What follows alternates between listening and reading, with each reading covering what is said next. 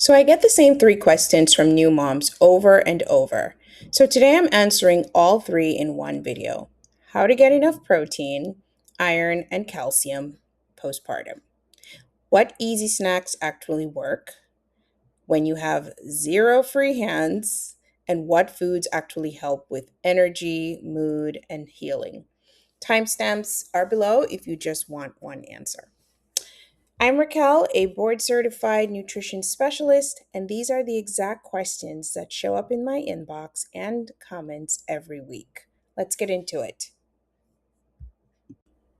How much protein you need is an individual answer because that's going to be based on multiple factors, like if you're breastfeeding, your body size, and your healing needs. For example, you had a C section versus a vaginal birth. The general recommendation is usually about 25 grams of protein per day, more than your pre pregnancy needs. But once again, it really is an individual approach. I often recommend at least 30 grams per meal, especially breakfast, because that helps to stabilize your blood sugar and also influences the choices that you make throughout the day. For iron, that's also going to be an individual approach. So your iron needs vary depending on what's going on. So if you're breastfeeding, but you're not menstruating, then 9 milligrams is sufficient. If you are breastfeeding but also menstruating, 18 milligrams is the requirement. However, if you're having iron deficiency, then that's when you're going to have to speak with your healthcare provider so they can then provide you with a prescription for a higher amount to replenish your iron stores. As far as calcium, which is the one that probably a lot of people don't talk about, um, it's also very important because if you're breastfeeding, your body is pulling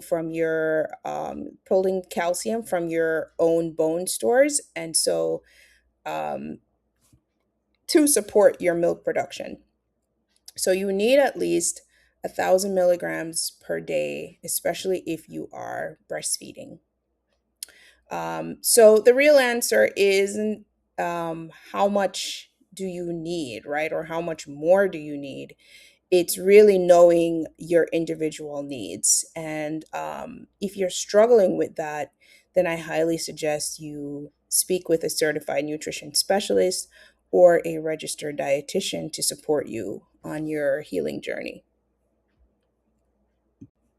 Okay, so I pull this from my fourth trimester postpartum recovery guide, where I have five different documents there. I think I have a recovery tracker, I have a breastfeeding nutrition guide, I have a meal plan guide, I have a general guide, and I forgot, I think I have one more thing in there.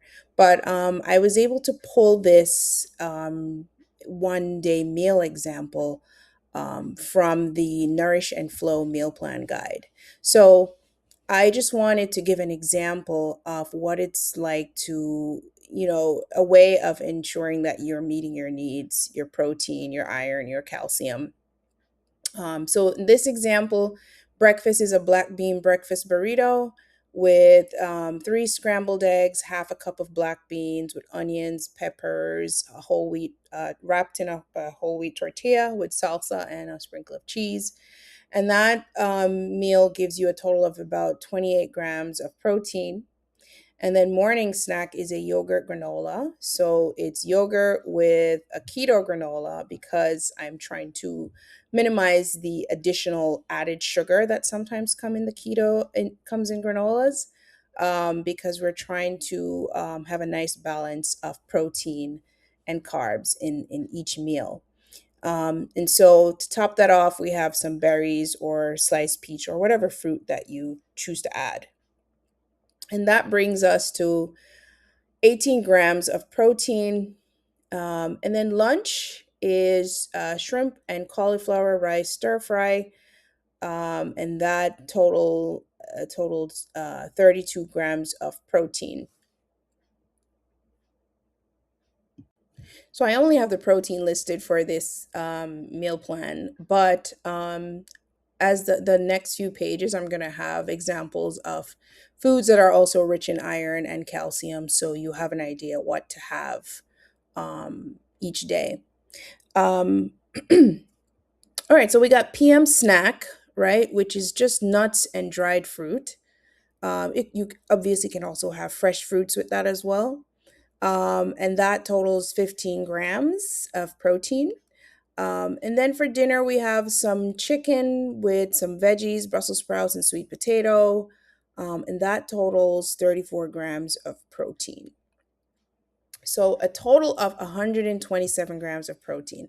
Now, not everybody is going to have snacks in between meals, but even if you're just having breakfast, lunch, and dinner, I made sure that each meal each day has at least 90 grams of protein. And then snacks are just optional because if you're still hungry, especially if you're breastfeeding, then you can still have some snack ideas that are balanced and help to sustain your energy throughout the day and maintain your blood sugar. So for calcium, right, we said we need at least 1,000 milligrams per day because the baby is pulling calcium from your bone stores. So you need to replenish that to replenish your own stores and also to continue to be able to have enough to maintain and nourish your breast milk. So, an example here is a cup of yogurt or dairy milk. And if you're having yogurt here, you could always pair that with some low sugar fruit like berries. And then you can also top that off with some chia seeds or some flax seeds so you can get some fiber in there as well. Make it a nice balanced snack or mini meal. Or breakfast, right? If you're on the go for any reason. And then we have leafy greens, collard greens, specifically, 1 cup of that is going to give you 260 milligrams of calcium, and that you can enjoy with dinner or lunch, right? You can steam that or you can use it as a wrap instead of as a bread replacement. Sardines has about 325 milligrams of calcium, and that's something you can pair with crackers and avocado as a quick snack. Um, and so add those all up, you're probably close to 1,000. And if you're taking a good quality prenatal, that should be enough to supplement where um, whatever amount you did not get in your food. And then here are some examples for iron rich foods. It's going to depend on your lifestyle, your the dietary choices, if you are plant based or if you also eat animal foods. So, organ meats like beef or chicken liver is very, very rich in iron. Um, and then for plant based sources, lentils, spinach, also have good sources of iron. You do want to make sure, though, that you are enjoying any plant based iron rich foods with also with vitamin C rich foods as well, because that's how you are able to absorb plant based iron, which is called non heme iron. Animal iron is called heme iron, and heme iron is typically easier to absorb. So you always want to make sure that you're having vitamin C rich foods along with any iron, plant based iron foods.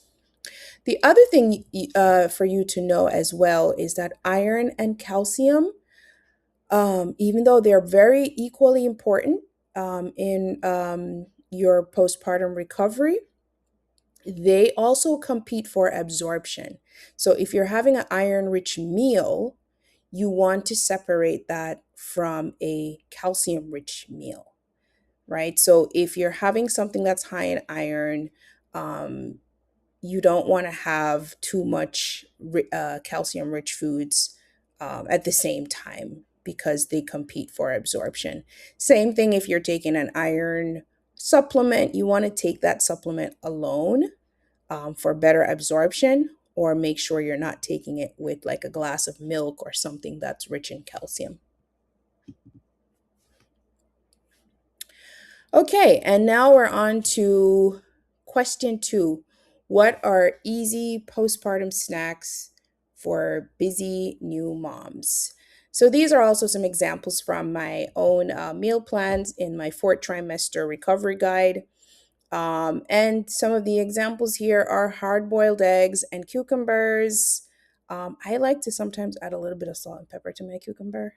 Not necessary, but I don't know, it's flavorful. I like it. Um, and then hummus and veggies. Very self explanatory. Hummus is made from chickpeas, great source of fiber, protein, and healthy carbohydrates. So everything here is designed to be balanced. So whether you're having a meal or a snack, my goal is to always make sure everything is balanced. So by balance, I mean every time you have carbohydrate in a meal, you always want to make sure there's protein there or fat there to help stabilize your blood sugar and to slow down the absorption of that sugar into your bloodstream. So, for instance, notice there's apple with nut butter, there's also banana with nut butter, never just by itself. Or previously, when I recommended for one of the snacks for that meal, for the example of that meal, 1 day meal plan, where I had nuts with dried fruit. So you're never having carbohydrates alone because having high carbohydrate in a meal and not enough protein and fat can then lead to an imbalance in your blood sugar and also increase your sugar cravings.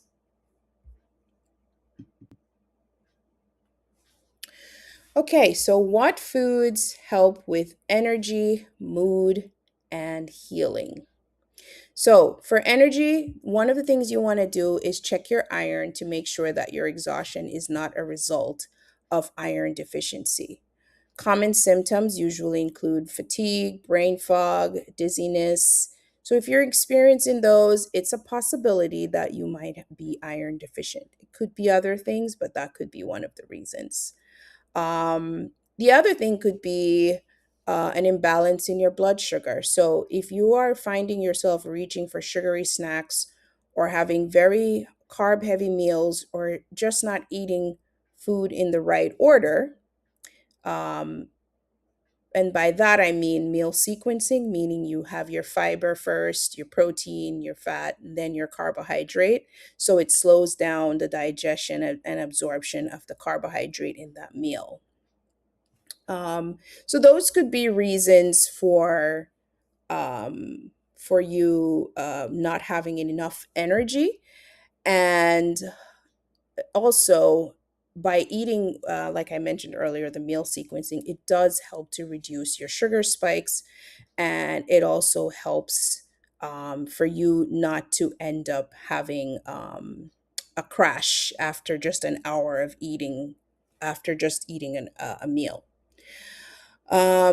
For mood, omega 3s is a great source for supporting mood and also reducing inflammation and regulating your hormones. So there is definitely and a gut and brain connection, right? Um, some of my clients, I find that I'd say most of my clients that have any form of gut disorders like IBS or other gut related issues always tend to have some type of history of anxiety and depression. So there is a real connection there. Some of the things you can do to support that is a good quality probiotics, fermented foods, like kimchi, kefir, yogurt, kombucha.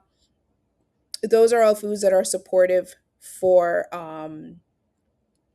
your mood, because it's going to support your gut, and that in turn helps with your mood as well. And in addition to that, it also helps to support your immune system. So lots of benefits. Um, and then for healing, protein is definitely the heavy lifting heavyweight champion when it comes to healing. It definitely does a lot of the hard work. You also need vitamin C, which your body needs to actually build collagen, for tissue repair, and zinc for wound repair. Um, and so, yeah, those are the basically the very important nutrients in your healing process. So, um, citrus berries, bell peppers, those are all great sources of vitamin C. Pumpkin seeds, chickpeas, and lean meats, those are all good sources of zinc. And then, of course, there's a ton of sources of protein that I've probably mentioned some of those things already throughout those meal plan examples and snack examples. Um, so, all right. All right. And then let's just do a quick recap, right? So, protein, iron, and calcium, you want to make sure that you watch the timing of when you eat between iron and calcium. I highly suggest waiting 2 hours, especially if you took a supplement, calcium or an iron supplement, at least 2 hours between before having one or the other. Um, Snacks, it's always good to have, ready to go snacks, so that you don't go ahead and just pick up something out of the cupboard that's just high in sugar, that gives you energy for about an hour, and then like an hour later you are feeling exhausted and tired all over again, because you didn't have a balanced snack, right? So um it's not only about eating more, but it's also about eating in the right combination. So, if you want a printable reference for all of this, that's exactly what's in my free guide. And it's called What Your Hospital Discharge Papers Didn't Tell You. And there are at least 5 things in there that you wish somebody told you upon leaving the hospital. I also have a practitioner grade supplement dispensary, because, a lot of postpartum women, we do tend to struggle with what to eat, or sometimes just not having the appetite to eat. And so, if you're not eating enough, at least having a quality prenatal or postnatal multivitamin, and having that with a good meal that has healthy fats, protein, and carbohydrate, will help you to at least replenish some of the nutrients that you lost during pregnancy and childbirth. So I hope you found this helpful. If you do, I hope that you will subscribe, like, and share this with your other friends and family members. And bye for now.